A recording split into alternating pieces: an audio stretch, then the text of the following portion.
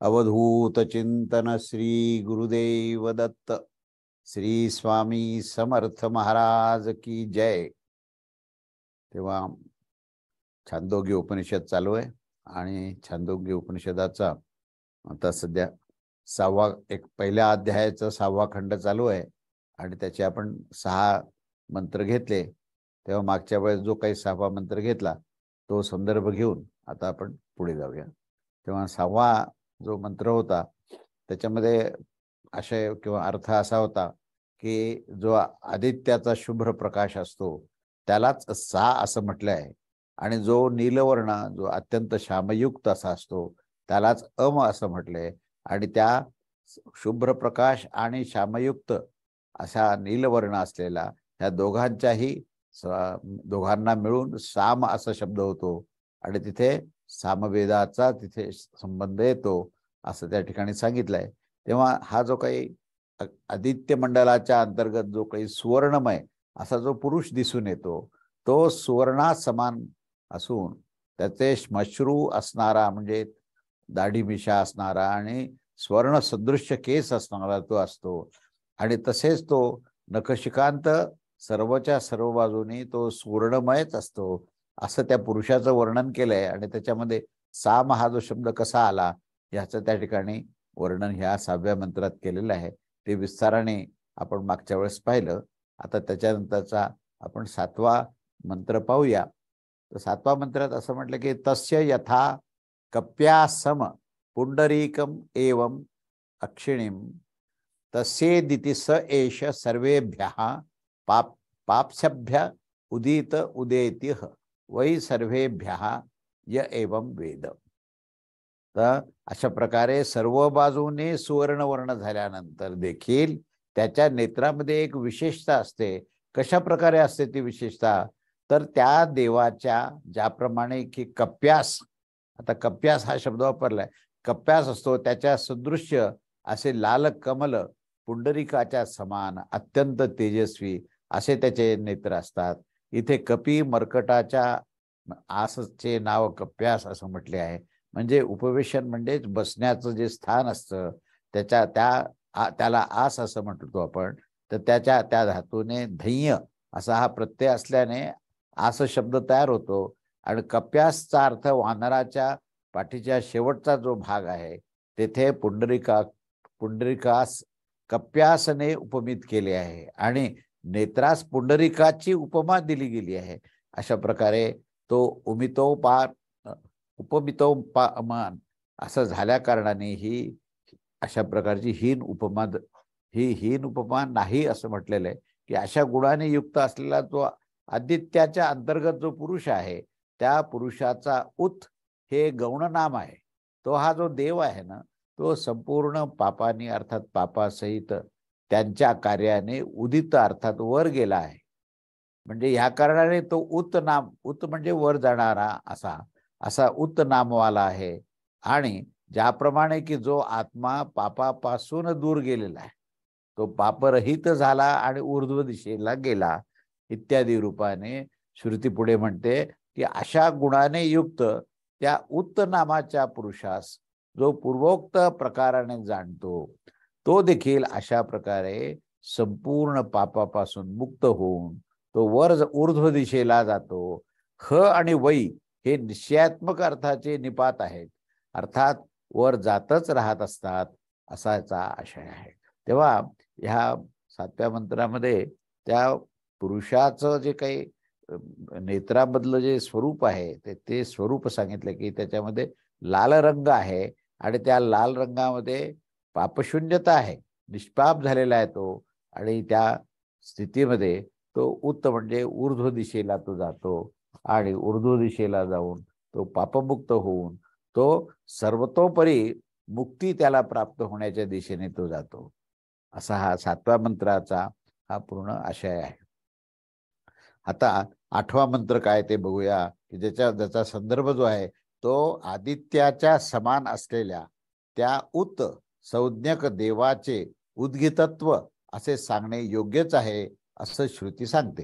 कारण आता उत म्हणजे ऊर्ध्व दिशेला जाणारा आणि त्याचा असा ऊर्ध्व दिशेला जाणारा हा जो काही देव आहे तर त्या देवाचं जे उद्गीतत्व, आता उद्गीत हे आपण पाहिलं की उद्गीत म्हणजे काय, तर उद्गीत ही एक उपासनेचा हा प्रकार आहे, जो सामवेदामध्ये विशेषत्वाने आपण हा शब्दाचा वापर करत आलेलो आहे. तेव्हा जो ऊर्ध्व दिशेला जाऊन ज्याची मुक्ती होते, अशा प्रकारची जी उपासना आहे ती उद्गीत उपासना असं आपण म्हटलंय आहे.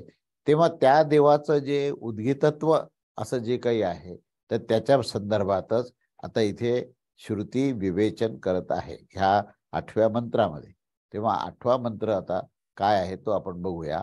मंत्र 8, तस्यर्कच सामच गेष्णो तस्मात् उद्गीथस तस्मात् त्वेवो अद्वय ते त्वेयो द्वातै तस्य ही गाता स एष ए चामुष्मात् परा क्यों लोकास्तेषां ज्येष्ठे देवकामानां चे त्यात आधिदैवतम. याचा अर्थ असा आहे की त्या देवाच्या ह्या रुक आणि साम असे हे दोन पक्ष त्या देवाचे आहेत, आणि ह्यापासूनच हे जे देव जे आहेत ते उद्गीत रूप होऊन गेलेले आहेत, आणि ह्यापासूनच त्यांचे जे गान हे उद्भव होते, म्हणजे त्यांच्या माध्यमातून हे उद्गान म्हटल्या जाते, कारण की ते उच्चेच गायन करणारा होत असतात. कारण तो हा उत नामक जो देव आहे, जो या आदित्य लोकांच्या ऊर्ध्व दिशेचा लोक असल्यामुळे त्याला उत असं आपण त्याचं शब्दाचं संबोधन करतो. आणि मग ज्या देवतांच्या ह्या विभिन्न कामना असतात त्याचेही जो शासन करतो, अशा प्रकारचे ही आधिदैवत उद्गीत उपासना आहे. कारण ह्या देवदेवतेंच्या संदर्भातली ही उपासना आहे, आणि म्हणून ती अधिदैवत आहे, आणि ती ऊर्ध्व दिशेला जाऊन ती सर्व देवदेवतांची पूर्ण मुक्ती करण्याच्या दिशेने त्याला हे पुढे अग्रेसर केल्या जातं.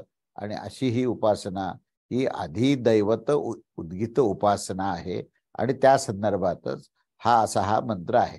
तेव्हा या मंत्राचा आशय असा आहे की ह्या देवांचं हे रुक आणि साम अशा प्रकारचे हे दोन पक्ष त्याचे, म्हणजे दोन बाजू त्याच्या आहेत. अर्थात पूर्वोक्त पृथ्वी अग्नी इत्यादी त्याचे जे दोन आपण पक्ष पाहिले की पृथ्वी आणि अग्नी, अगदी त्याच प्रकारे की ते सर्व जे आहेत ते देवरूप आहेत, आणि तो जो परलोक आणि इहलोक याच्या संबंधी ज्या कामनांचं शासन करणारा तो उद्गीत उपासना हा असण्यामुळे त्याचा पृथ्वी आणि अग्नी इत्यादी रूप रुक आणि साम अशा ह्या दोन पक्षांनी म्हणजे पंखांनी युक्त होणेच उचित आहे. ह्या दोन पंखाशिवाय म्हणजे जिथे ज्ञान आणि भक्ती, आता रुक जेव्हा जेव्हा आपण म्हणतो तेव्हा तो ज्ञानाचा विषय, वाणीतून ऋषीच्या मुखातून उद्भव झालेले जे ज्ञान आहे, आणि त्याच ज्ञानाला जेव्हा स्वरामध्ये गायला जातं तेव्हा तो साम आहे, की ज्याच्या ह्या स्वराच्या गायनामुळे ज्याच्यामध्ये भक्ती निर्माण होते. म्हणून रुक आणि साम या असं हे त्याचे दोन पंख, दोन बाजू ह्यांनी धरलेल्या आहेत. म्हणजेच त्यांनी ज्ञान आणि भक्ती ह्या दोघांचा स्वीकार केल्यामुळे त्यांना उत म्हणजे ऊर्ध्व दिशा प्राप्त होते आणि त्यांची मुक्ती होते. तेव्हा सर्वांचं कारण होण्याकरता देखील ह्या रुक आणि सामरूप पक्ष असणारा जो आहे त्याचंच चिंतन करणं हे अत्यंत उचित असं आहे. तेव्हा अशा प्रकारे की उत नाम असणारा आणि रुक आणि साम असे त्याचे पक्ष आहेत, आणि त्यामुळेच रुक सामरूप पक्ष असणारा असल्यामुळे त्यामध्ये प्राप्त असणारे जे उद्गीतत्वाचे परोक्ष रूपाने प्रतिपादन केले जाते, कारण तो देव सुद्धा परोक्ष प्रियच आहे, या कारणाने तो उद्गीत आहे.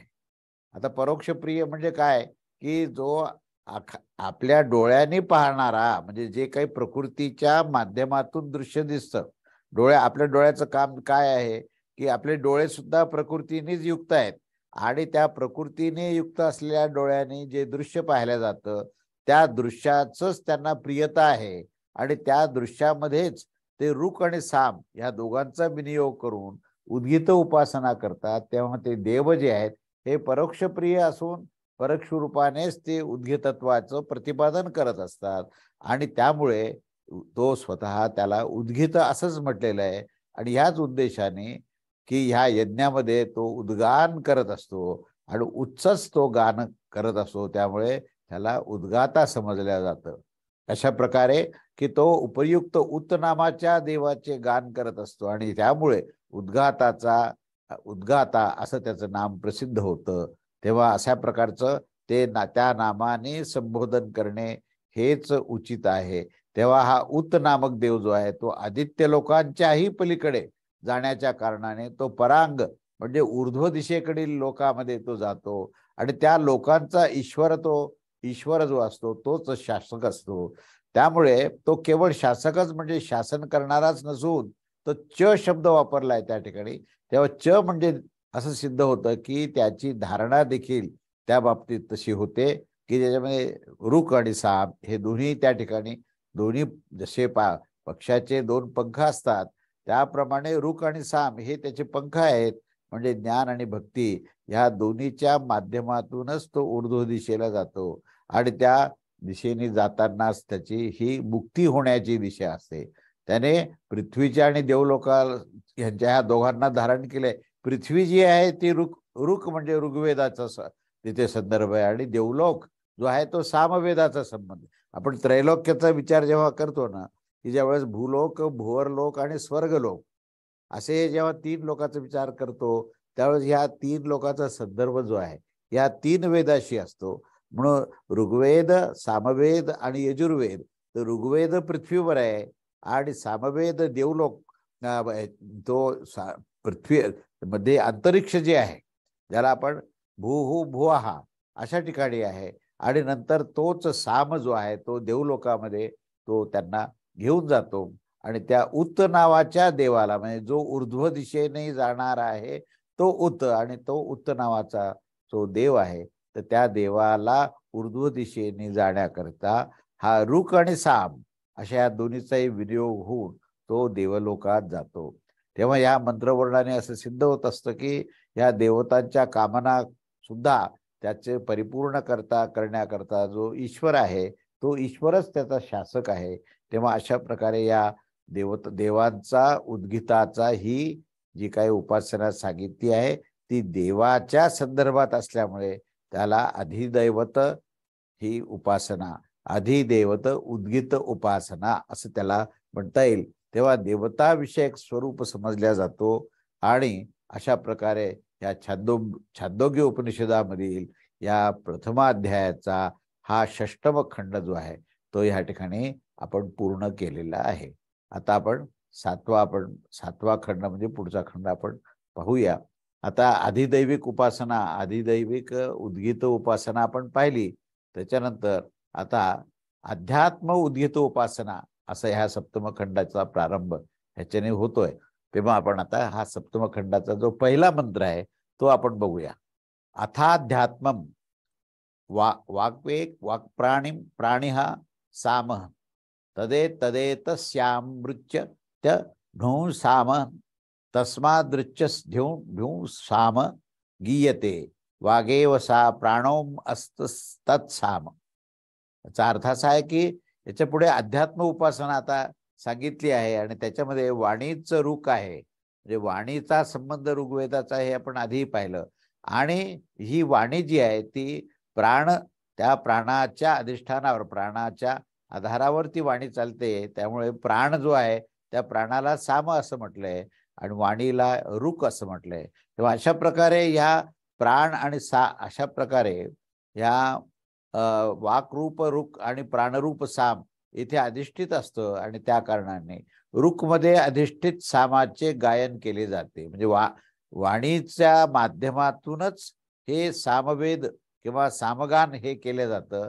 तेव्हा इथे वाकला सा असं म्हटलंय आणि प्राणालाच असं म्हटलंय. तेव्हा वाणी आणि प्राण ह्या दोघांचाही ज्यावेळेस आपण समन्वय साधून दोघांचाही आपण विनियोग करतो तेव्हा जे उद्भव होतं त्याला आपण साम असं म्हणतो.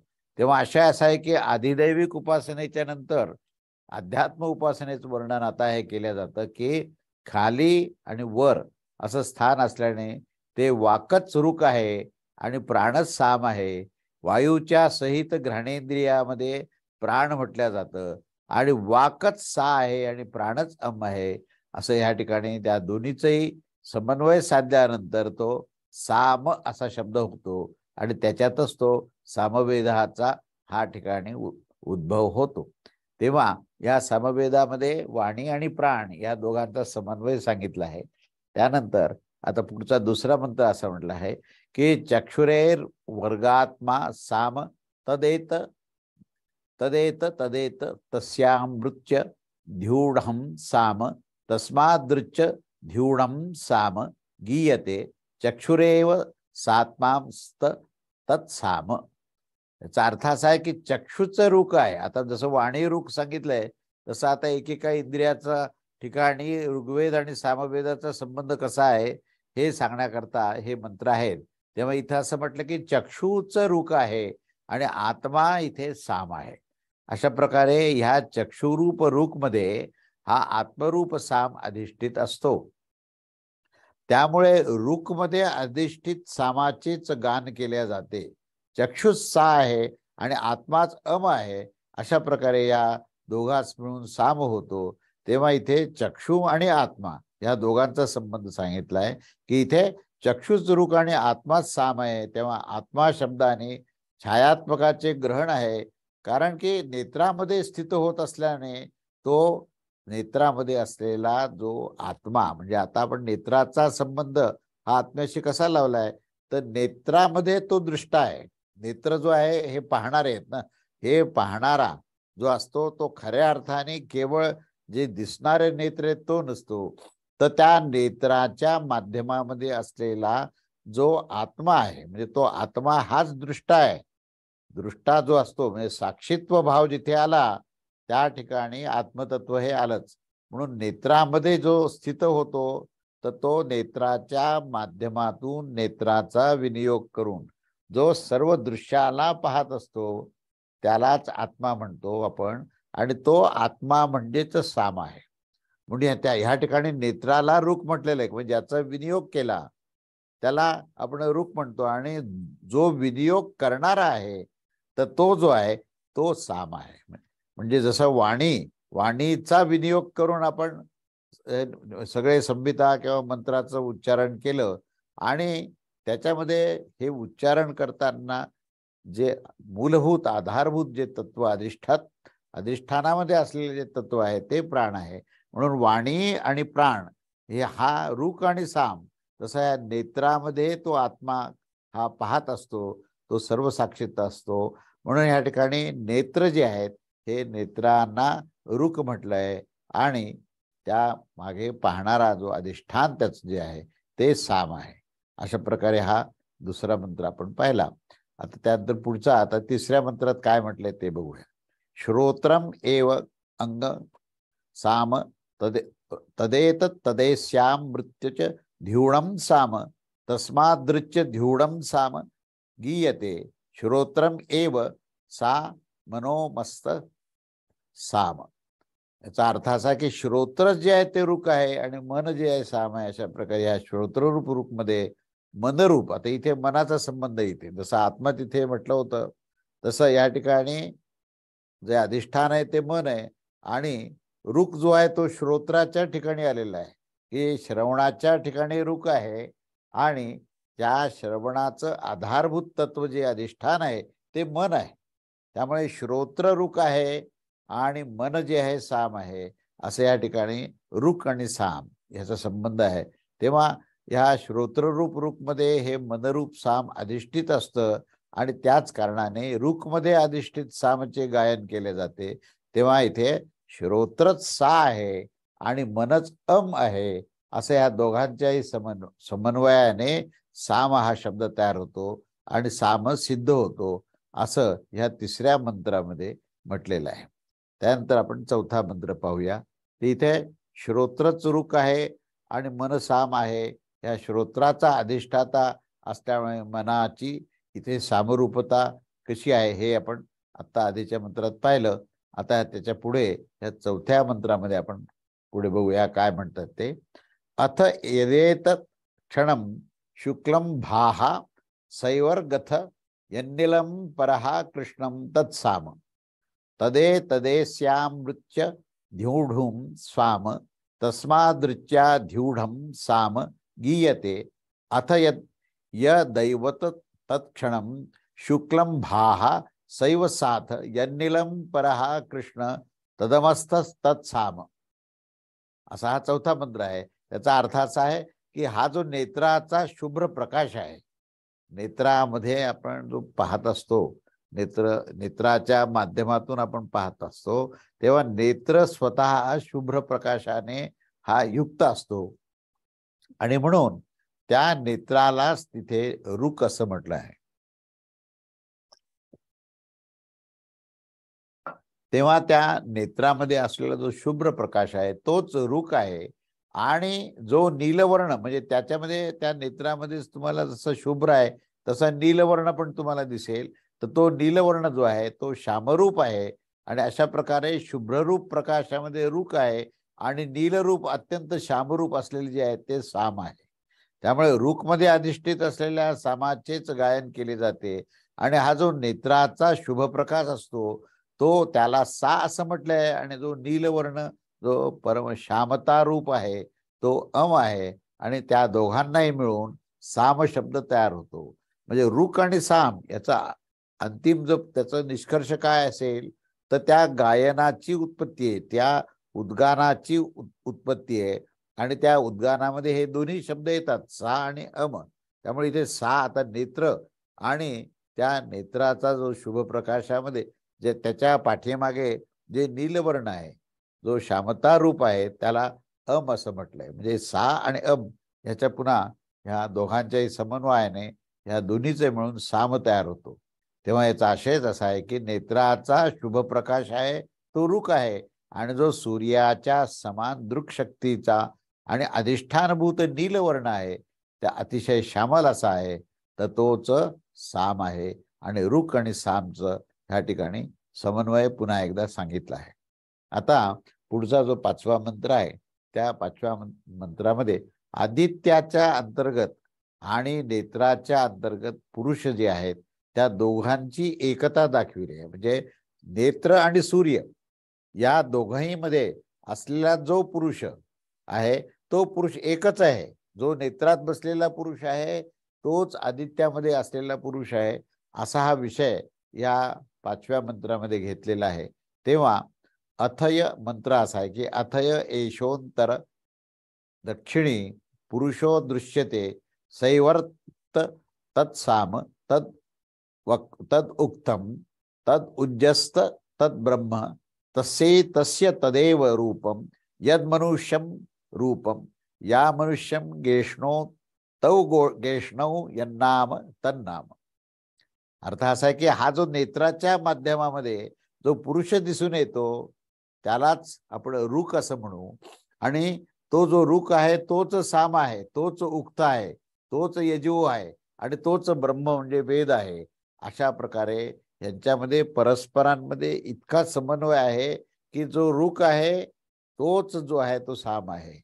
आणि एवढंच नव्हे तर तोच उक्त आहे. म्हणजे आपण उद्गीतामध्ये जो उक्त शब्द वापरलाय तर तोच उक्त आहे. आणि हे सर्व जे आहे ते यजुर्वेदामध्ये आलेलं आहे. आणि हे तिघांचं सगळ्यांचं मिळून ज्याचं प्रतिपादन केलं आहे तर ते ब्रह्मतत्व आहे. आणि ते ब्रह्मतत्वाचं प्रतिपादन करणारे काय आहेत तर ते वेद आहेत. म्हणजे या सगळ्यांमध्ये परस्परांमध्ये केवळ समन्वय नाही तर एकच आहे आणि तोच तो आत्मपुरुष त्याच्यामध्ये आविष्कृत झालेला आहे. म्हणजे याचा अर्थ असा आहे की जेव्हा आपण रुक म्हणतो तेव्हा ज्ञान हा विषय येतो, वाणी हा विषय येतो. जेव्हा आपण साम हा शब्द वापरला तेव्हा गायन असा शब्द येतो, भक्ती हा शब्द येतो. आणि आपण जेव्हा यजुहू शब्द वापरला यजुर्वेदाचा तेव्हा यजुर्वेदामध्ये ज्ञानाधिष्ठित आचरण आहे, यज्ञयाग जे दिलेले आहेत तर ह्या यज्ञयागामध्ये जे उद्गान केलं जातं तर ती उद्गीत उपासना जी होते ती त्या ऋग्वेदाचा जे ज्ञान आहे त्याचा आविष्कार त्या ठिकाणी होतो त्या पूर्ण क्रियेमध्ये. आणि त्या आविष्कारामध्ये हे गान आहे, सामगान आहे. म्हणून जो रुक आहे तोच साम आहे आणि तोच उक्त आहे आणि तोच यजू आहे आणि तेच ब्रह्म आहे. असं हे फार विलक्षण अशा प्रकारचे इथे सिद्धांत मांडलेले आहेत की ह्याच्यामध्ये अभेद्यता कशी आहे तर ते एकच ब्रह्मतत्व सर्व वेदामध्ये आहे. आणि कसे आहेत. जे ज्ञान तुम्हाला ऋग्वेदातून मिळतं ना, तेच ज्ञान ह्या सामवेदाच्या गायनातून भक्तियुक्त मिळतं आणि तेच ज्ञान आचरणातून यजुर्वेदातून मिळतं. आणि अशा प्रकारची उपासना करणारी ही जी उद्गीत उपासना आहे, त्या उद्गीत उपासनेची अंतिम जी उपलब्धी आहे ती ब्रह्मतत्वाची आहे, ती वेदाची आहे. असं या ठिकाणी विलक्षण असा इथे सिद्धांत मांडलाय. या सिद्धांताच्या मध्ये आपण विशेषत्वाने पाहिलं तर ज्ञान हे केवळ एकटं राहू शकत नाही, तर ज्ञानाचा संबंध हा त्या भक्तीशी इतका जोडलेला आहे की परमेश्वराला सुद्धा भगवान श्रीकृष्ण म्हणतात भगवद्गीतेमध्ये की मला 4 प्रकारचे भक्त माहिती आहेत आणि त्याच्यामध्ये जो ज्ञानी भक्त आहे तो माझं आत्मस्वरूपच आहे, म्हणजे तेच माझं स्वरूप आहे इथपर्यंत भगवान सांगतात. म्हणजे ते जे ज्ञान आहे त्या ज्ञानाचा आविष्कार ज्यावेळेस होतो तेव्हा त्या आविष्कारामध्ये एका बाजूला भक्ती आहे तर दुसऱ्या बाजूला आचरण आहे. म्हणून भक्ती क्रिया दर्शन असा एक विषय महाराजांनी मांडला.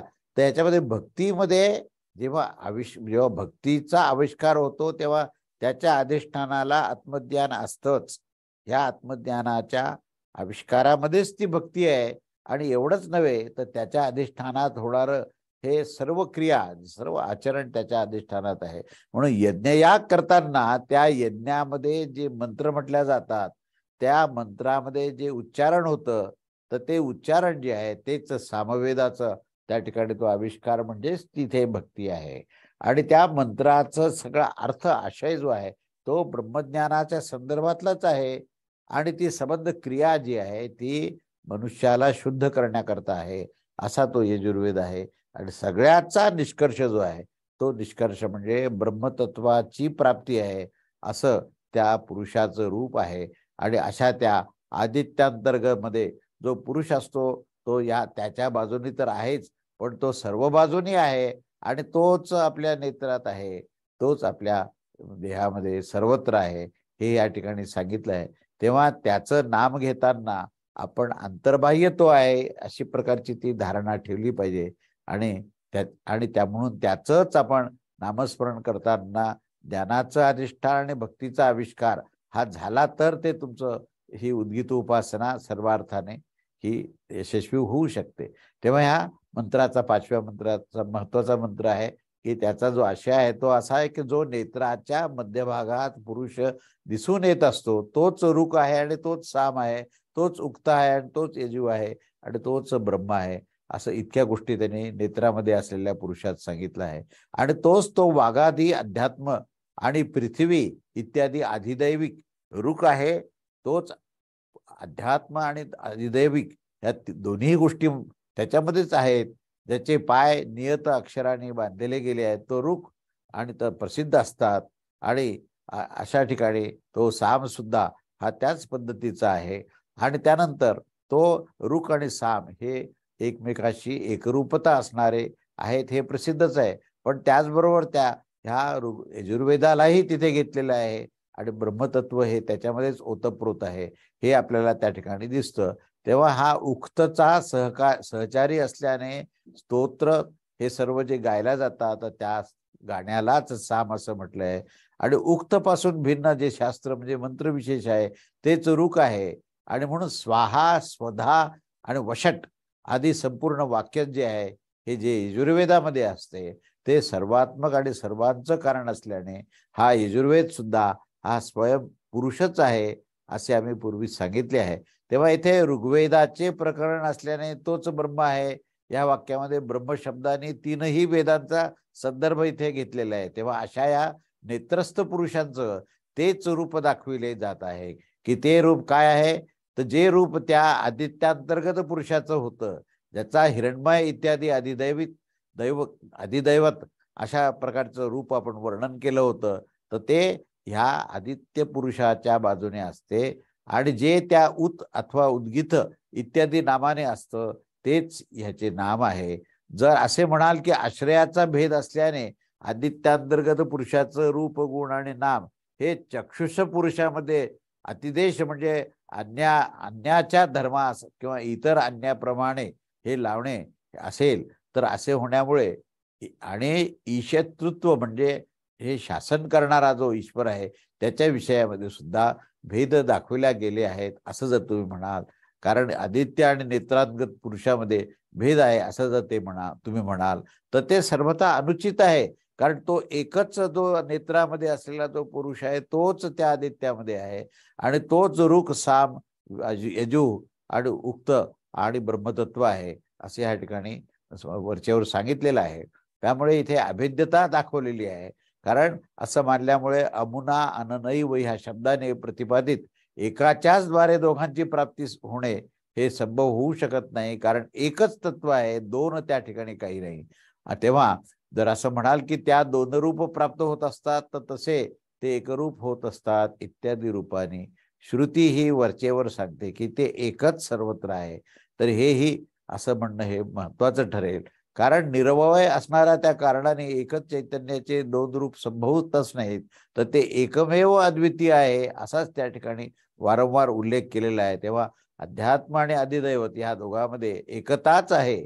आणि तुम्ही जे रूप आदी इत्यादीमध्ये अतिदेशास म्हणजे अन्याच्या धर्मास किंवा दुसऱ्याच्या अन्याशी संबंध जोडल्यास त्यांच्या भेदाचे कारण दाखविले, म्हणून तो जो भेद सूचित करण्यासाठी नसून तो आश्रयाचा भेद आहे. आश्रय बदलला म्हणून ती जी म्हणजे बिंब प्रतिबिंबासारखं जर आपण पाहिलं की सूर्य जे आहे हे बिंब एकच आहे, पण आश्रय म्हणजे ज्या पाण्याच्या डबक्यामध्ये त्याचं प्रतिबिंब दिसतं तर तो आश्रय त्याचा आहे. म्हणून आश्रयाचा भेद असला तरी बिंबामध्ये भेद होत नाही. म्हणून ते ब्रह्मतत्व विविध वेदाच्या मधून जरी अभिव्यक्त झालं असलं आणि वरवर जरी त्याचा भेद दिसत असला तरी मूलतः त्याचं जे स्वरूप आहे ते स्वरूप एकच आहे हे आपल्याला समजणं आवश्यक आहे. आणि ह्याच्यावर जिथे भर दिलेला आहे की ऋग्वेद, सामवेद आणि यजुर्वेद हे जे आहेत हे तिन्हीमध्ये मूळ तत्व जे आहे ते ब्रह्मतत्व आहे आणि त्या मूळ तत्वाकडे आपली दृष्टी गेली पाहिजे. तेव्हा मूळ तत्वाच्या अनुसार जर आपण केला तर आपल्याला त्रिवेद त्रिविद्या ही प्राप्त होऊ शकेल. अन्यथा फक्त भेदाचीच दृष्टी असेल तर भेदच प्राप्त होतील आणि त्या भेदाने मनुष्य पूर्णपणे मुक्त होऊ शकणार नाही. अभेद्यतामध्येच तो मुक्त होऊ शकतो असं या 5व्या मंत्रामध्ये हे विस्ताराने सांगितलेलं आहे. त्याच्यानंतर पुढचा हा 6वा मंत्र, स एष ते चैतस्मात् अदर्वांचो लोकस्तेषां चेष्टे मनुष्य कामानां चेती तद्य इमे विणायाम गयन्ते ते गायन्ती तस्मात् ते धनसनय. म्हणजे तो जो चक्षुष पुरुष, आता चक्षुष पुरुष असा म्हटला की तो जीवात्मा आला आणि नेत्र आले त्याचे, तेव्हा तो जो चक्षुष पुरुष जो आहे तो या अध्यात्म आत्म्याच्या खालील लोकांमध्ये आहे. त्याचा आणि मानवीय कामनांचा तो शासन करत असतो. जेव्हा जे ह्या लोकां विणेच्या साह्याने गायन करत असतात ते त्याचेच गायन करत असतात, ह्या कारणानेच ते धनवान होत असतात.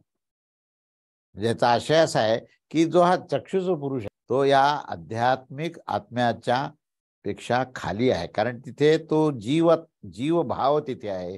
तो चक्षुष पुरुषाला जीवात्मा असं म्हटलंय. तेव्हा हा जीवात्मा हा आत्म्याच्या खाली म्हणजे आध्यात्मिक आत्मा ज्याला आपण म्हणू त्याच्या तो अध दिशेला आहे, त्याच्या खालील लोकांमध्ये तो आहे. आणि तो मनुष्यासंबंधी ज्या काही कामना असतात त्या कामनाचं ईशन म्हणजे त्याचं शासन, ईशन करणारा तो ईश्वर आणि तो ईश्वर जो आहे त्याचंच शासन असतं. तेव्हा ह्या पुरुषावर त्याचं शासन असतं. तेव्हा हे जे गायक लोक असतात की नाही तर ते काय करतात, विविध अशा प्रकारचे ते वाद्य आणतात आणि त्या वाद्याच्या माध्यमातून ते गायन करत असतात. तेव्हा जे वीणेचा विनियोग करून गायन करत असतात तर ते अशा प्रकारे त्यांच्या गायनाचा तो आविष्कार असतो आणि अशा प्रकारे ते ईश्वराचेच गायन करत असतात. कारण या गायनामध्ये जे स्वर वापरले ते स्वर जे आहेत त्याचं मूळ जे काही अधिष्ठान आहे तो ईश्वरच आहे. म्हणून गायनामध्ये गायन ज्यावेळेस कुठल्याही वाद्याच्या माध्यमातून किंवा साह्याने होतं तेव्हा त्याचं मूळ जे आहे ते स्वर आहेत आणि त्या स्वराचं जे मूळ आहे तो परमेश्वर आहे. म्हणून त्या स्वराचा विनियोग करून ज्यावेळेस गायन केलं जातं त्यावेळेस कळत नकळतपणे तो ईश्वराची स्तुती गात असतो. म्हणून तो ईश्वराचंच गायन करत असतो. आणि जो ईश्वराशी एकरूप झालेला आहे तो खऱ्या अर्थाने श्रीमंत आहे. आणि त्यामुळे त्याला शेवटी असं म्हटलं की तोच धनलाभ युक्त असतो आणि तोच त्यालाच तो धनवान असं आपल्याला म्हणता येईल. कारण ईश्वर आणि ऐश्वर्य हे जे शब्द आहेत ना, तर ऐश्वर्य म्हटलं की आपल्या डोळ्यासमोर धन येतं आणि त्या धनाचा विनियोग जो असतो तो त्याच्या उपभोगाकरता, ज्या कामनापूर्ती करता असतो. परंतु मुळातून ते धनाची उत्पत्ती, त्याचं मूळ स्वरूप जे आहे, त्याचं जे ऐश्वर्य आहे, ते ऐश्वर्य ईश्वर तत्वाशी निगडीत असल्यामुळे हे गायन करताना ईश्वराचं गायन करतो आणि प्राप्ती ही ऐश्वर्य त्याला मिळतं, म्हणजे त्याला धन असं म्हटलंय.